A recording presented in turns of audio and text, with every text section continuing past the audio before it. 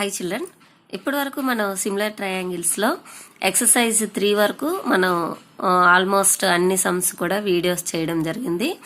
మీరు ప్లేలిస్ట్లోని అది చూసుకొని ప్రాక్టీస్ చేయండి. ఓకే చిల్డ్రన్, లేకపోతే కిందన వీడియోస్కి ప్రతి వీడియోకి కిందని డిస్క్రిప్షన్లో మీకు ఆ లింక్స్ ఇవ్వడం జరుగుతుంది. మీరు ఏవైనా మిస్ అయినట్టయినా అవి మీరు చూసుకొని ప్రాక్టీస్ చేయండి. ఓకే చిల్డ్రన్, ఇప్పుడు మనం ఎక్సర్సైజ్ 8.4లోకి వెళ్లే ముందు కొన్ని ఇంపార్టెంట్ ఎగ్జాంపుల్ సమ్స్ కూడా మనం నేర్చుకుందాము. ఈ వీడియోలోని ఎగ్జాంపుల్ సమ్స్ చూద్దాము. ఓకే చిల్డ్రన్, సరే. ఎగ్జాంపుల్ 14 చూడండి. The hypotenuse of A right triangle is 6 meters more than twice of the shortest side. If the third side is 2 meters less than the hypotenuse, find the sides of the triangle. Okay children, so in this right triangle first మనం ఎప్పుడైతే ఇలాంటి sums ఇచ్చాడో మనం ఫిగర్ని first rough ఫిగర్ని draw చేసుకొని మనకి ఇక్కడ side అంటూ ఎలా ఇచ్చాడు, 6 more than twice it's shortest side అలా ఇచ్చాడు. మనకి పర్టికులర్గా సైడ్ ఇంత అని ఇవ్వలేదు. సో మనం ఏం చేయాలి, ఆ ఫిగర్ని డ్రా చేసుకొని మనం ఏ సైడ్ని ఎక్స్ అనుకోవాలి, నెక్స్ట్ రిమైనింగ్ 2 sides ఎలా వస్తాయి అనేది మనం ఆలోచిస్తే ఆటోమేటిక్గా మనం ఈక్వేషన్స్, లీనియర్ ఈక్వేషన్స్ అవి ఎలా ఫామ్ చేసుకోవాలి ఏవి అవన్నీ కూడా ప్రీవియస్ చాప్టర్స్లో నేర్చుకున్నాం కదా. సో అవి మనం గుర్తు తెచ్చుకుంటే ఇలాంటి సమ్స్ వచ్చేటప్పుడు మీరు ఈజీగా ఈక్వేషన్స్ అనేవి ఏదైనా ఒక స్టేట్మెంట్ ఇచ్చేటప్పుడు దానికి ఒక ఈక్వేషన్ అనేది రాయగలుగుతారు. Okay children, so the hypotenuse of the right triangle is 6 meters more than twice of the shortest side. ఇక్కడ మనకి ఏ సైడ్ తెలీదు, దేన్ని ఎక్స్ అనుకుంటాం చెప్పండి. The hypotenuse of a right triangle is 6 meters more than twice of the shortest side. Shortest side కి 6 meters more than twice of the shortest side. అంటే మనకి ఇక్కడ షార్టెస్ట్ సైడ్ అనేది మనకి తెలియదు అనమాట. సో ఇక్కడ మనం రైట్ ట్రయాంగిల్ ని ఫామ్ చేసుకొని ABC. ఓకే చిల్డ్రన్, సో ఇది షార్టెస్ట్ సైడ్ అనుకోండి. సపోజ్ బీసీ అనేది షార్టెస్ట్ సైడ్ అయితే ఈ షార్టెస్ట్ సైడ్ ని ఎక్స్ అనుకోండి. ఎక్స్ అనుకున్న తర్వాత మనకి ఇది హైపోటెన్యూస్ అవుతుంది కదా. హైపోటెన్యూస్ మనకి ఎంత వస్తుంది, 6 meters more than అంటే +6, then 6 meters more than twice of the shortest side. twice of the shortest side అంటే twice అంటే ఏం చేయాలి, దీన్ని 2 చేత మల్టిప్లై చేయాలి. twice of the shortest side, 6 more than అన్నాడు కదా, సో +6 అనేది వస్తుంది అనమాట. ఓకే చిల్డ్రన్, ఇది మీకు వచ్చేస్తే తర్వాత సమ్ అనేది మీరు ఈజీగా చేయగలుగుతారు. ఇది రాసుకుంటే చాలు, సమ్ అయిపోయినట్టే లెక్క. Okay children, then the third side is 2 meters less than the hypotenuse. దీనికి హైపోటెన్యూస్ కి 2 meters less than అంటే that means 2x + 6, 2 meters less than అన్నాడు కదా, -2 అనమాట. అంటే 2x + 4 అవుతుంది. ఓకే చిల్డ్రన్, ఎప్పుడైతే ఇలా 3 sides మనకు వచ్చాయో వెంటనే పైథాగరస్ థీరంని అప్లై చేసుకొని ఆటోమేటిక్గా సమ్ అనేది మనకి ఒక ఐడియా అంటూ వచ్చేస్తుంది అనమాట. ఓకే చిల్డ్రన్, ఇప్పుడు సొల్యూషన్ అనేది ఇప్పుడు మనం ఏదైతే చేసామో అవన్నీ కూడా ఇక్కడ మెన్షన్ చేద్దాము. Okay children, solution shortest side equal to X అనుకోండి. సో హైపోటెన్యూస్ ఈజ్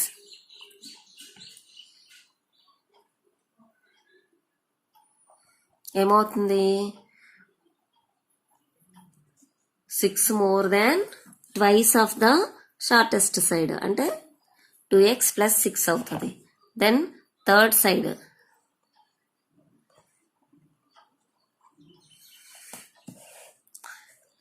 హైపోటెన్యూస్ కి 2 less than అన్నాడు అంటే ఏంటి, 2x + 6 - 2 equal to 2x plus 4. Okay, మీరు ఇక్కడ నోట్ చేసిన తర్వాత ఫిగర్లోని నోట్ చేసినా పర్లేదు, మనం ఏదైతే దాని నుంచి ఇది చేసినా పర్వాలేదు, ఏదైనా ఇది మీకు అర్థమైతే చాలు. ఓకే చిల్డ్రన్, ఎప్పుడైతే మనకి triangle ABC is a right triangle,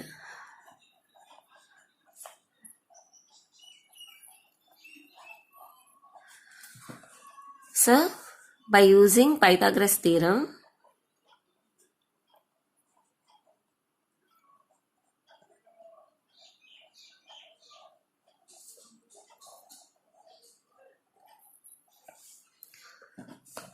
దీనికి పైథాగరస్ థియరమ్ ని అప్లై చేయండి. Hypotenuse square equal to side square plus side square, that means AC square equal to AB square plus BC square. AC square equal to AB square plus BC square. AC is మనకి AC is 2x plus 6 whole square equal to AB is 2x plus 4 whole square plus BC is x square. Okay, ఇక్కడ మనం ఏ ఫార్ములాని apply చేయాలి? a plus B whole square ఫార్ములాని apply చేయాలి. Okay children, so a plus B whole square formula, A square అంటే 2x whole square plus B square అంటే 6 square plus 2ab అంటే 2 ఇంటూ a అంటే 2x ఇంటూ బి అంటే ఎంత 6 equal to, first ఇలా మీరు A plus B whole square ఫార్ములాలోని apply చేయండి, తర్వాత దాన్ని సింప్లిఫికేషన్ అనేది తర్వాత స్టెప్ బై స్టెప్ చేసుకుంటే మనకి ఈజీగా అయిపోతుంది అనమాట. ఓకే చిల్డ్రన్, ఇక్కడ A square plus B square, B అంటే 4, 2ab 2a మీన్స్ 2x, b is 4. Okay, 2ab plus B square ఇక్కడ ఎక్స్ స్క్వేర్. ఓకే, ఇప్పుడు సింప్లిఫై చేయండి. 4x స్క్వేర్ ప్లస్ 36 ప్లస్ ఇక్కడ 24x, 2 2s are 4, 6 4s are 24x equal to 4x square plus 16 plus 16 4 4s are 16x plus X square. ఇక్కడ చూడండి, ఇక్కడ 4x square ఇటు 4x స్క్వేర్ని తెచ్చిస్తే minus అవుతుంది కదా, క్యాన్సిల్ చేసేయండి. చేసేస్తే ఇంకా మిగిలిన ఈ వేరియబుల్స్ మొత్తం ఈ ఈక్వేషన్ వల్ల ఉన్న టర్మ్స్ అన్నిటినీ కూడా ఒకవైపు తెచ్చేయండి. తెచ్చేస్తే ఇవన్నీ కూడా అటువైపు తీసుకెళ్ళిపోతే మనకు సమ్ అనేది ఈజీగా అయిపోతుంది. ఓకే చిల్డ్రన్, సో దీన్ని మనం ప్రాపర్గా రాద్దాం. X square plus 16x plus 16, ఈ టర్మ్స్ని అటువైపు కదా తీసుకెళ్తున్నాం, so -36 -24x equal to 0. Okay children, మీరు ఇలా సింప్లిఫై చేయడమే. ఆల్రెడీ మీరు పాలినామియల్స్లో నేర్చుకున్నారు, క్వాడ్రటిక్ ఈక్వేషన్స్లో నేర్చుకున్నారు, అది అప్లై చేసుకుంటే ఆటోమేటిక్గా వచ్చేస్తుంది. సో ఇవి యాడింగ్ సబ్ట్రాక్షన్ ఏవైతే లైక్ టర్మ్స్ ఉన్నాయో అవి సింప్లిఫై చేస్తే అయిపోతుంది. ఎక్స్ స్క్వేర్ చూడండి, ఇక్కడ 16x -24x అంటే -8x, ఇక్కడ మనకి -20 equal to 0. Okay children, so ఇప్పుడు మనం స్ప్లిట్ దీనికి ఇప్పుడు ఫ్యాక్టర్స్ మనకి ఎక్స్ వాల్యూ కదా కావాలి, మనం ఏం కనుక్కోవాలి? Find the sides of the triangle. So మనం ఇక్కడ ఎక్స్ వాల్యూని ఫైండ్ అవుట్ చేయాలి. మరి ఇక్కడ మనకి క్వాడ్రటిక్ ఈక్వేషన్ వచ్చింది, ఇప్పుడు ఏం చేస్తాము? దీనికి ఫ్యాక్టర్స్ కడతాము. ఫ్యాక్టర్స్ ఎలా కడతాము? Splitting the mid term use చేసుకొని మనం ఎక్స్ వాల్యూని ఫైండ్ అవుట్ చేస్తాము. ఓకే చిల్డ్రన్, సో ఇంకొకసారి చూడండి, మళ్ళీ మర్చిపోయి ఉంటారు కదా. ఓకే, ఇక్కడ స్ప్లిట్టింగ్ ద మిడ్ టర్మ్ మీరు ఎలా చేస్తారు? దేనికి ఫ్యాక్టర్స్ కట్టాలి మనకి? ఇక్కడ చూడండి, 21 సార్ 20కి ఫ్యాక్టర్స్ చూడండి, -20కి 2 10 సార్, ఓకే 4 5 సార్, మనం ఏంటి ఈ 2 టర్మ్స్ని యాడింగ్ చేసినా సబ్ట్రాక్షన్ చేసినా మనకి ఈ మిడ్ టర్మ్ అనేది రావాలి. సో ఇది మనకి అప్లై అవ్వదు. ఇది అప్లై అవుతుంది కదా. దేంట్లోంచి ఏది సబ్ట్రాక్షన్ చేస్తే ఇది సాటిస్ఫై అవుతుందో చూడాలి. సో -8 రావాలి. -8 రావాలి అంటే ఇక్కడ 10 దగ్గర మైనస్ పెట్టాలి, ఇక్కడేమో ప్లస్ పెట్టాలి. ఓకే చిల్డ్రన్, మీరు ఇలా చూసుకున్న తర్వాత అప్పుడు ఏ టర్మ్స్ని ఇక్కడ మిడ్ టర్మ్కి బదులుగా ఏ టర్మ్స్ని పెట్టాలో చూడాలి. మీరు ఒకవేళ ఇంకా మీకు అవి గుర్తుకు రాకపోతే మీరు క్వాడ్రాటిక్ ఈక్వేషన్ దీంట్లోనే ఆ వీడియోస్ని చూసుకోండి. ఓకే చిల్డ్రన్, సో మిడ్ టర్మ్స్కి బదులుగా ఈ 2 టర్మ్స్ని రాస్తాం. x² plus 2x minus 10x minus 20 equal to 0. ఈ 2 టర్మ్స్ని ఒక పేర్ చేయండి, ఈ 2 టర్మ్స్ని ఒక పేర్ చేయండి. ఓకే, x ఈ 2 టర్మ్స్లో x కామన్గా ఉంది, కామన్ తీయండి. రిమైనింగ్ ఈజ్ x మిగిలింది ఇక్కడ ప్లస్ 2, ఇక్కడ 2 మిగిలింది. ఇక్కడ -10 అని కామన్ తీయండి. తీస్తే ఇక్కడ ఏం మిగిలింది x, ఇక్కడ ప్లస్ ఇంటూ మైనస్ కదా. సో ఇక్కడ ఎంత మిగులుతుంది 10 అని కామన్ తీసాము, ఇక్కడ ఏం మిగిలింది 2 మిగులుతుంది. Okay children, equal to 0. So ఈ 2 టర్మ్స్లోని x ప్లస్ 2 కామన్ తీయండి. x plus 2 into x minus 10 equal to 0. So x plus 2 equal to 0 or x minus 10 equal to 0. x equal to -2, x equal to 10. మనం ఇక్కడ x value అనేది -2 వచ్చింది, 10 వచ్చింది. ఈ రెండిట్లోకి ఏది తీసుకుంటాము? ఏదైనా ట్రయాంగిల్ ఫామ్ అవ్వాలంటే నెగిటివ్ నెంబర్స్ తోటి ట్రయాంగిల్ ఫామ్ అవుతుంది ఏంటి? అవ్వదు కదా. సో x వాల్యూని మనం 10 అని, x వాల్యూ 10 తీసుకోవాలన్నమాట. So x can't be negative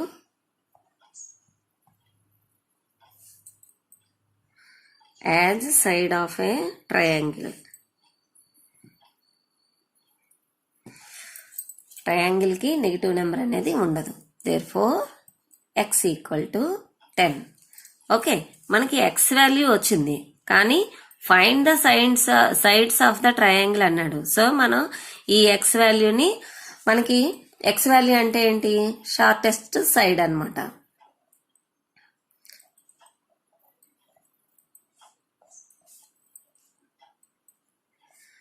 x equal to 10. Then hypotenuse.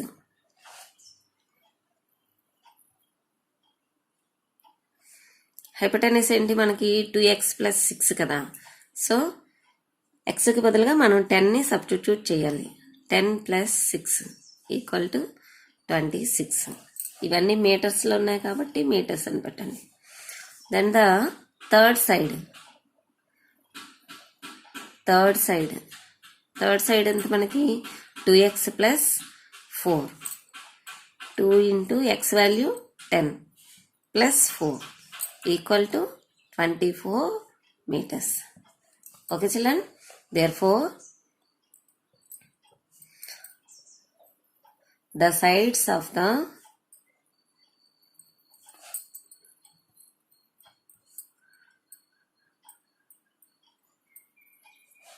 triangle are 10 meters, 26 meters and 24 meters.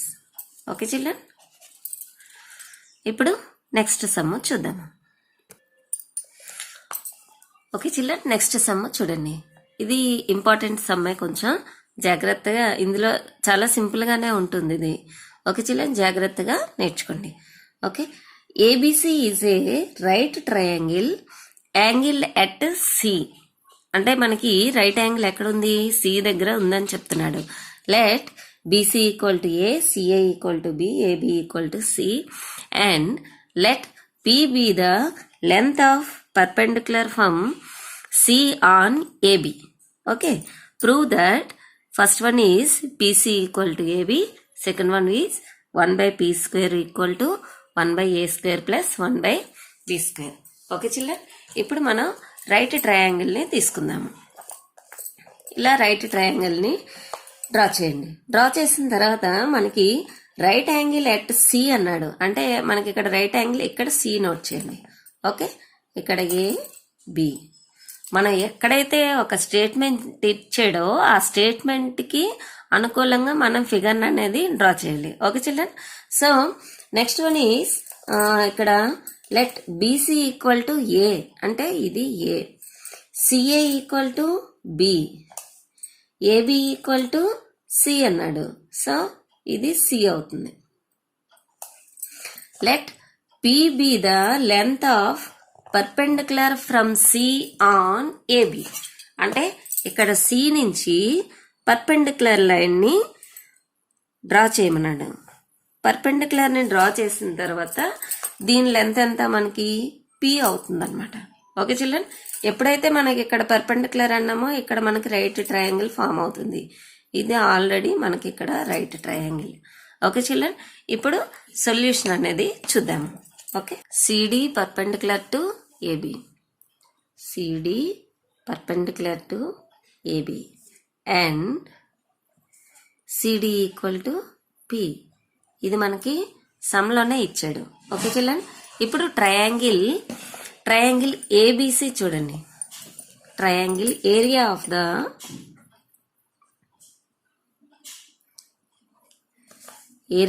Of triangle ABC. ఇక్కడ మనకి ట్రయాంగిల్ని ఇలా చూడండి, ఇది బేస్ చేసుకొని చూడండి. ట్రయాంగిల్ ఏబిసి, ట్రయాంగిల్ని ఇలా చూసామనుకోండి, చూడండి ట్రయాంగిల్ ఏబిసి చూసామనుకోండి, ఇది మనకి area of the triangle formula ఏంటి? Half into base into height. So half into base ఏమవుతుంది? ఏబి అవుతుంది. హైట్ ఏది వస్తుంది? సిడి వస్తుంది. సో అదే మనం నోట్ చేస్తాం అనమాట.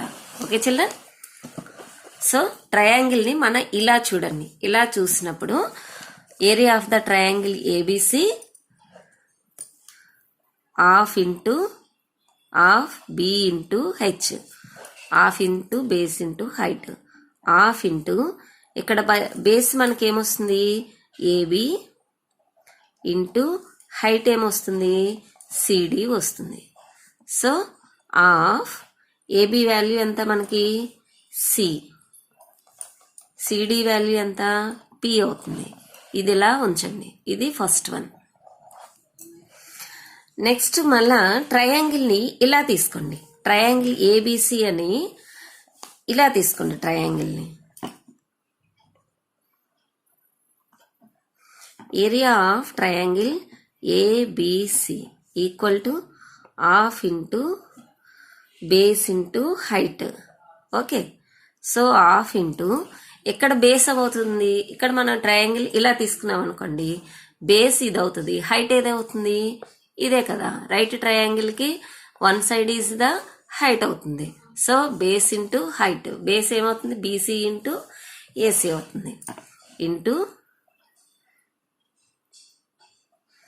BC into AC equal to half A B.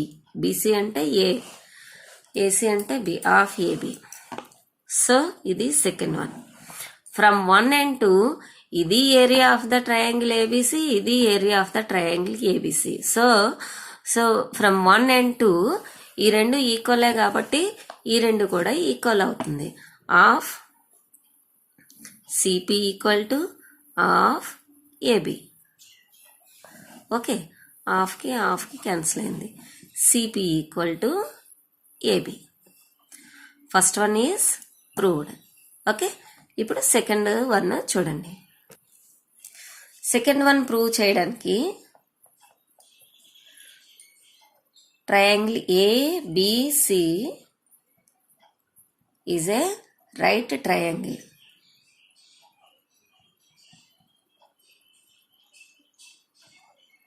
So by applying Pythagoras theorem,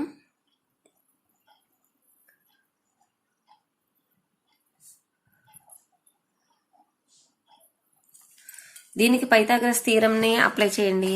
చేస్తే AB square equal to BC square plus AC square. Okay, so అది మెన్షన్ చేయండి. AB square equal to BC square plus AC square. AB square మనకి AB value ఎంత? C. C square equal to BC value, BC side is A square plus AC is B. So ఇక్కడ AC square means B square. Okay, మనం ఇక్కడ సికి బదులుగా first one మనం ఏమని prove చేసాము? సిపి ఈక్వల్ టు ఏబి అని ప్రూవ్ చేసాం కదా. అక్కడ సి వాల్యూని ఇందులోని సబ్స్టిట్యూట్ చేయాలి. ఓకే చిల్డ్రన్, ఇప్పుడు ఒకసారి ఫస్ట్ సమ్లోకి వెళ్దాం. సిపి ఈక్వల్ టు ఏబి వచ్చింది. సో ఇక్కడ సి వాల్యూ ఎంత వస్తుంది మనకి? C equal to AB by p వస్తుంది కదా. C equal to AB by p వస్తుంది. ఈ వాల్యూని అక్కడ సికి బదులుగా ఈ వాల్యూని సబ్స్టిట్యూట్ చేస్తాము. ఓకే చిల్డ్రన్, అంటే సికి బదులుగా AB by p whole square equal to a square plus B square. Okay, ఇక్కడ దాన్ని ఈ ఏబి హోల్ స్క్వేర్ని ఇటువైపు తెచ్చేయండి. తెచ్చేస్తే ఇక్కడ ఏమి మిగిలింది? 1/p square equal to a square plus B square by AB whole square. Okay, ఇక్కడ ఏబి హోల్ స్క్వేర్ని ఇటువైపు తెచ్చేసాను. తెచ్చేస్తే 1/p స్క్వేర్ ఇక్కడ మిగులుతుంది. సో ఇప్పుడు ఈ డినామినేటర్ని రెండిట్లకి కూడా సెపరేట్గా వేయండి. వేస్తే 1/p square equal to a square by AB whole square plus B square by AB whole square. Okay children, 1/p square equal to ఇక్కడ ఏ స్క్వేర్కి ఇక్కడ కూడా చూడండి హోల్ స్క్వేర్ ఉంది కదా, ఏ స్క్వేర్ బి స్క్వేర్. సో ఇక్కడ ఏ స్క్వేర్కి క్యాన్సిల్ అయిపోతుంది. ఇంకా ఏం మిగిలింది? 1/b స్క్వేర్ అనేది మిగులుతుంది. ఓకే, ప్లస్ ఇక్కడ బి స్క్వేర్కి ఇక్కడ బి స్క్వేర్కి క్యాన్సిల్ అయిపోతుంది. ఏం మిగిలింది? 1/a స్క్వేర్ మిగిలింది. ఓకే చిల్డ్రన్, సో ఇదే కదా మనకు అడిగాడు. 1/p స్క్వేర్ ఈక్వల్ టు మనం ప్రాపర్గా రాసుకుంటే 1/p square equal to 1/a square plus 1/b square. Okay children, ఈ విధంగా మీరు ప్రాపర్గా నేర్చుకోండి, బాగా ప్రాక్టీస్ చేయండి. ఈ వీడియో కనుక మీకు నచ్చినట్టయినా కామెంట్స్ రూపంలో బాగుంది, లేకపోతే ఈజీగా చేయగలుగుతున్నాను, లేకపోతే బాగాలేదు అని ఏదో ఒక కామెంట్స్ రూపంలో నాకు తెలియజేయండి. Okay children, all the best.